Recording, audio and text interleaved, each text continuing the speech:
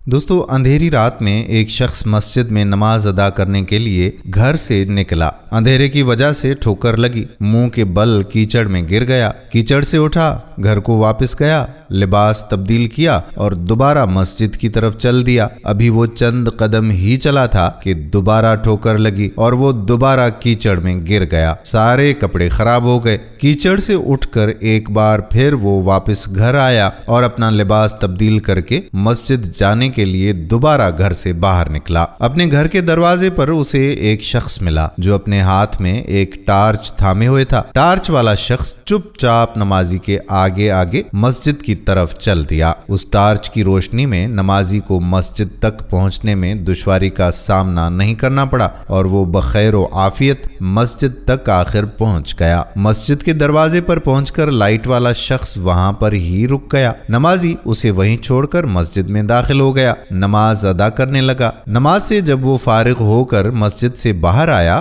तो उसने देखा कि वो टार्च वाला शख्स उसका अभी भी मुंतजिर था ताकि उसे दोबारा टार्च की रोशनी में घर तक छोड़ आए। वो शख्स सोचने लगा कि आज के दौर में भी लोग मौजूद हैं जो कि लोगों की इस तरह से भी मदद करते हैं। वो बड़ा खुश था और उसके लिए दुआएं कर रहा था। जब नमाजी घर पहुंच गया तो नमाजी ने उस अजनबी से पूछा कि जनाब, आप कौन हैं? अजनबी बोला कि सच बताऊं तो मैं इब्लीस हूं। नमाजी ने जब उसका ये जवाब सुना तो हैरत की इंतहा ना रही। उसने पूछा कि लाइन, तुझे तो मेरी नमाज रह जाने पर खुश होना चाहिए था, फिर तू टार्च की रोशनी में मुझे मस्जिद तक क्यों ले गया और वापस घर तक क्यों ले आया? इब्लीस ने जवाब दिया कि जब तुझे पहली ठोकर लगी तो अल्लाह ताला ने तेरी उम्र भर के गुनाह माफ फरमा दिए। जब दूसरी ठोकर लगी तो तेरे सारे खानदान को बख्श दिया गया। मुझे अब फिक्र हुई कि अब अगर तू ठोकर खाकर गिरा तो कहीं अल्लाह ताला तेरे सारे गांव की मग़फ़िरत ना फरमा दे। इसीलिए टार्च लेकर आया हूं